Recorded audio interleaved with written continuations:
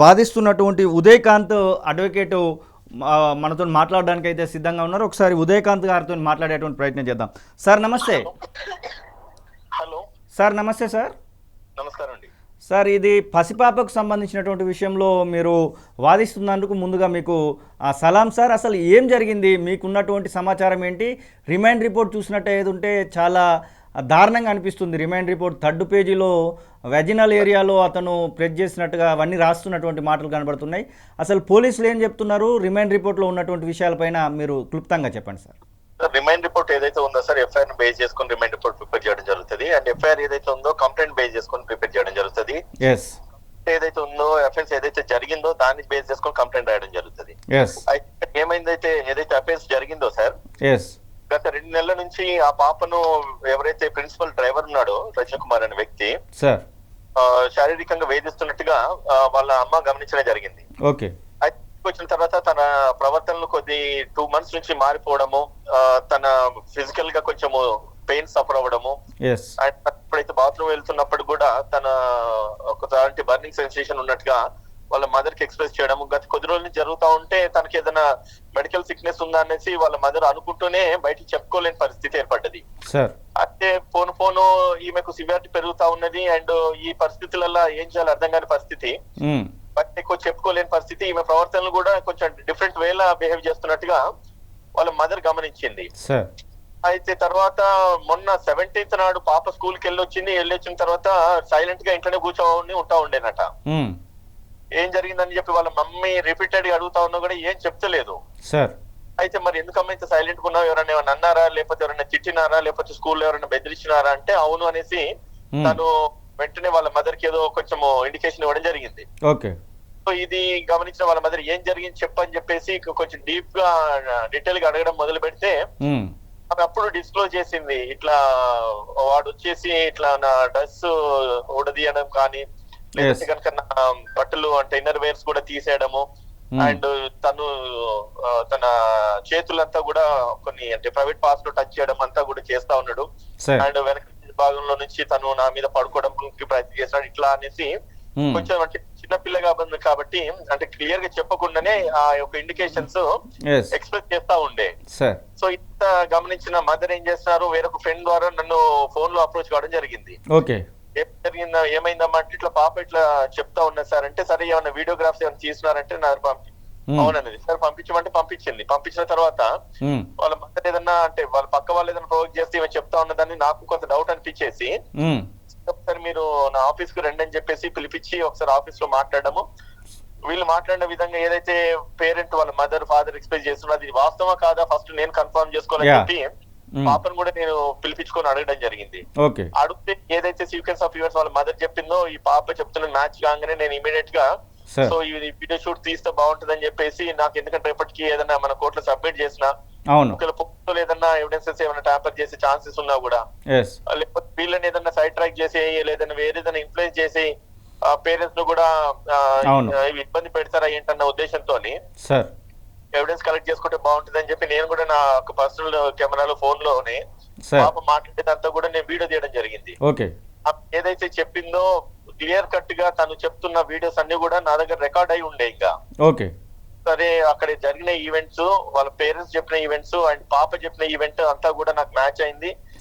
అది నాకు ఎవిడెన్స్ కూడా ఎస్టాబ్లిష్ అయ్యింది. నా దగ్గర ఎవిడెన్స్ కూడా ఉండింది. వీడియో కెమెరాలో నేను షూట్ చేసిన ఒక పాప చెప్పిన ఇష్యూస్ అన్ని కూడా షూట్ నా దగ్గర.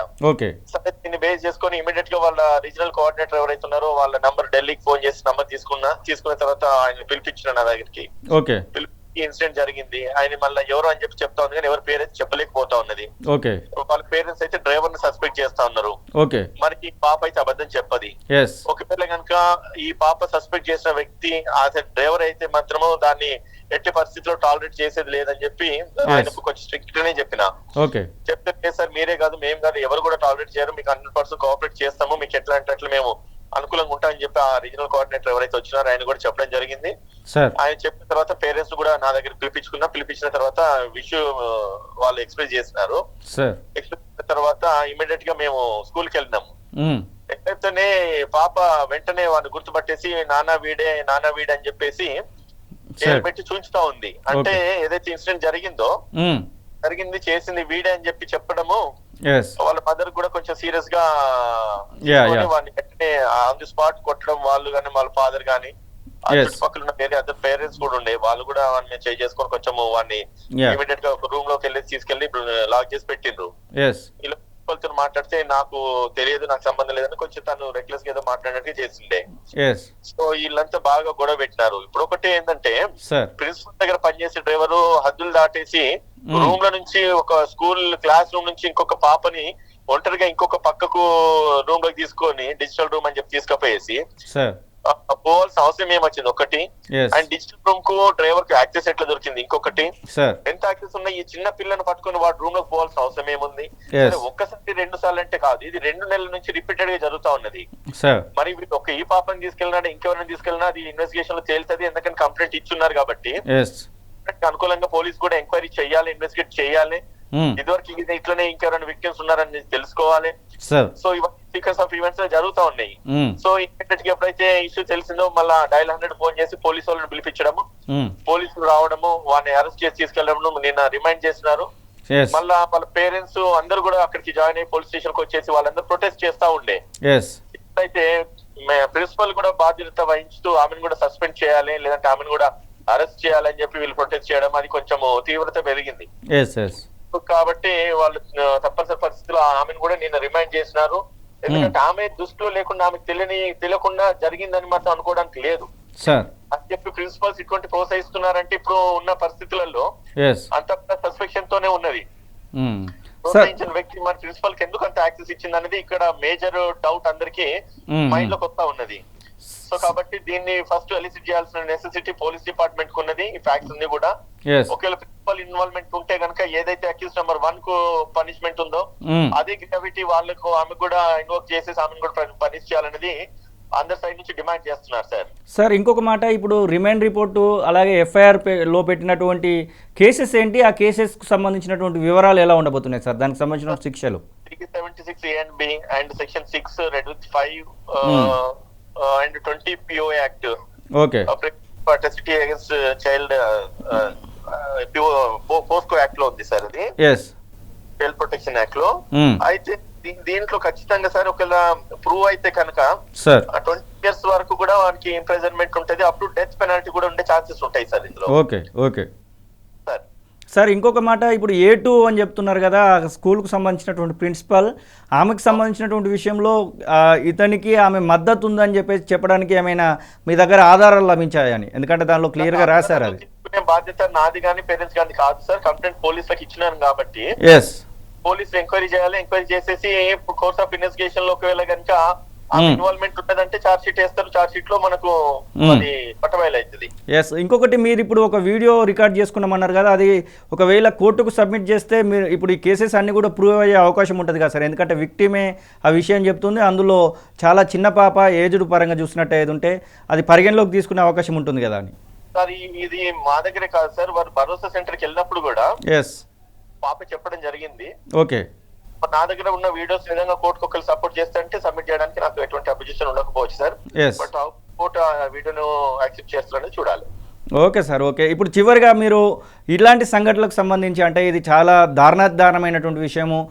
ఒకవైపు హన్మకొండలో 9 నెలల పాప పైన చూసాము, ఒకవైపు దిశకు సంబంధించినటువంటి కేసు చూసాము, ఇప్పుడు ఈ 4 నెలల చిన్న పాపకు సంబంధించినటువంటి అఘాయిత్యాన్ని చూసాము. ఇవన్నిటికి సంబంధించి ఎట్లా మనం చూడబోతున్నాం అన్నట్టు? సార్ ఒక విషయం చెప్తాను సార్, ఇప్పుడు వరంగల్ కేసు అయినా కానీ దిశ కేసు అయినా కానీ సరే కొన్ని బయట జరుగుతూ ఉన్నాయి. కొన్ని తప్పనిసరి పరిస్థితులలో సరే ఎఫెన్స్ జరిగిందా, నేరాలు జరిగినాయి అన్నది పక్కన పెడితే, ఇప్పుడు ఇది ఒక దేశం కాదు, రాష్ట్రం కాదు, మొత్తం ఎంటైర్ నేషన్, అసలు ప్రపంచం అంతా కూడా ఆశ్చర్యపోయే విషయం ఏంటంటే సార్, ఇప్పుడు పిల్లలు పుట్టగానే వాళ్ళు ప్రయోజకులు కావాలి, గొప్పలు కావాలని చెప్పి కళ్ళు గంటము, మంచి స్కూల్ చేయాలి, మంచి చదువుని ఇవ్వాలి, మంచి చదువుకొని గొప్ప స్థాయిలో ఉండాలని చెప్పేసి ప్రతి తల్లిదండ్రులు కనే స్వప్నం ఇది. దానికి తగినట్టుగా వీళ్ళు మంచి స్కూల్లో జాయిన్ చేస్తే మంచి ఎడ్యుకేషన్ దొరుకుతుంది, పిల్లలు చదువుకొని గొప్పలే ప్రయోజకులు అవుతారని చెప్పేసి ఎంతో ఆశతో ఉంటారు. ఈ యొక్క ఇష్యూను ఈ యొక్క 4 గోడల మధ్య కాదు, లేకపోతే ఈ యొక్క మీ యొక్క మీడియానే కాదు, ఇంకొక 4 మీడియాలే కాదు సార్, దేశవ్యాప్తంగా కూడా ఖండించాల్సిన అవసరం ఉంది సార్. ఖచ్చితంగా. అండ్ రేపటి రోజు మన పిల్లలు స్కూల్ నుంచి బయటికి వెళ్తే వాళ్ళకు బయట సెక్యూరిటీ లేదురా బాబు అంటే ఈవెన్ స్కూల్లో కూడా సెక్యూరిటీ లేని పరిస్థితులు ఏర్పడ్డాయి. ఈ రోజు మనం మన పిల్లల్ని చదివించేది అంటే ప్రయోజకులు అవుతారో లేకపోతే వాళ్ళ ఫ్యూచర్ గురించి అనుకుంటాం కానీ సార్, ఈ పరిస్థితుల్లో వాళ్ళ ప్రాణాన్ని కూడా మనం ఎట్లా ప్రొటెక్ట్ చేస్తాం, వాళ్ళ మానాన్ని కూడా ఎట్లా కాపాడతాం అన్నది కూడా అర్థం కాని కన్ఫ్యూజన్ లో ఈ రోజు పేరెంట్స్ అందరి మైండ్స్ కూడా బాగా ఇన్ఫ్లుయెన్స్ అవుతా ఉన్నాయి. సో నేను చెప్తాను అనుకుంటే సార్, ఇప్పుడు పేరెంట్స్ కి ఖచ్చితంగా పిల్లలు బయటికి వెళ్ళిన అబ్జర్వేషన్ మానిటరింగ్ ఉండాలి, కానీ గేట్ లోపల నుంచి స్కూల్ క్లాస్ కి వెళ్ళిన తర్వాత ఏం జరుగుతుందని తెలుస్తలేదు. నేను స్ట్రాంగ్ గా కండోన్ చేస్తూ నేనేం చెప్దాం అనుకుంటా ఉన్నాను, ఈ యొక్క మెసేజ్ అందరు కూడా వెళ్ళాలి. పిల్లలు ఏదైతే క్లాస్ రూమ్ లోకి వెళ్తారో గేట్ నుంచి కూడా వాళ్ళ క్లాస్ లోకి వెళ్ళేంత వరకు సీసీ కెమెరా ఫుటేజెస్ ఉండాలి. అది ఆడియో వీడియో రికార్డింగ్స్ కూడా, వాయిస్ రికార్డింగ్ కూడా స్పష్టంగా వీళ్ళకు పేరెంట్స్ మొబైల్ లో వాళ్ళ అప్లికేషన్ ద్వారా వాళ్ళు వినేటట్టుగా చూసేటట్టుగా ఉండాలి.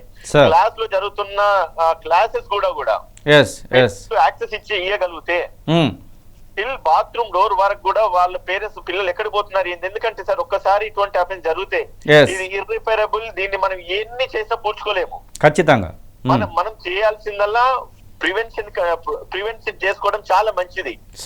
ఏదో జరిగిన తర్వాత దాన్ని ఏ రకంగా దాన్ని మనం అపెండ్ చేద్దామా లేకపోతే ఈ రకంగా మనం దాన్ని కాంపన్సేట్ చేసుకుందాం అనే దానికంటే నేరం జరగకుండా చూసుకోవడం మంచిది. సో నాకు తోచింది ఏంటంటే సార్, ఇప్పుడు ప్రతి స్కూల్స్ లో కూడా అక్రాస్ ద కంట్రీ చెప్తున్నాను సార్, ప్రతి స్కూల్ గేట్ నుంచి మొదలు పెడితే వాడు పోయి వాళ్ళ బయటకు వచ్చేంత వరకు ఓన్లీ బాత్రూమ్స్ తప్ప ప్రతి చోట కెమెరాస్ ఉండాలి, అవి రికార్డ్ కావాలి, ఆడియో వీడియో రికార్డ్స్ కావాలి. ఏ పిల్లలు చదువుతున్నారో వాళ్ళకి తగిన అప్లికేషన్స్, మొబైల్ అప్లికేషన్స్ కూడా వీళ్ళ పేరెంట్స్ మొబైల్ డివైస్ లో ఉండాలి. అది ప్రతి ఒక్క పేరెంట్ చూసుకునేటట్టుగా, ఎవరి అర్ధ గంటకో 15 నిమిషాలకో వాళ్ళు గంటకో వాళ్ళ పిల్లల్ని ఎక్కడున్నారు ఏం చేస్తున్నారు మానిటరింగ్ కనుక పిల్లలకి ఉంటే కనుక 100% కంటే ఎక్కువ కూడా దీన్ని మనము అరికట్టే అవకాశాలు ఉంటాయని నా వ్యక్తిగత ఆలోచన sir. Thank you sir, thank you so much sir. నమస్తే సార్. ఇది ఉదయకాంత్ అడ్వకేట్ గారు చెప్తున్నటువంటి మాటలు. ఎంత దారుణమైనటువంటి పరిస్థితి అక్కడ ఉంది అనేది అతని మాటలలో మనకైతే అర్థమవుతుంది. ఆ 17, 18, 19 3 రోజుల పాటుగా జరిగినటువంటి విషయాలన్నీ దాదాపుగా చూస్తున్నటువంటి అందరికీ కూడా తెలిసే ఉంటాయి. ఖచ్చితంగా సభ్య సమాజం తలదించుకునేటువంటి విషయం. ఈ రజనీ కుమార్లు ఇక్కడ ఉన్నటువంటి ప్రిన్సిపల్ లాంటి వాళ్ళని ఖచ్చితంగా అందరం అయితే ఖండించాల్సినటువంటి అవసరం అయితే ఉంది. ఇలాంటి వారికి కఠినమైనటువంటి శిక్షలు అమలు కావాలని కోరుకోవాల్సినటువంటి అవసరం ఉంది. అలాగే బాధితుల పక్షాన నిలబడాల్సినటువంటి అవసరం అయితే ఖచ్చితంగా ఉంది. చూస్తూనే ఉండండి తొలి వెలుగు.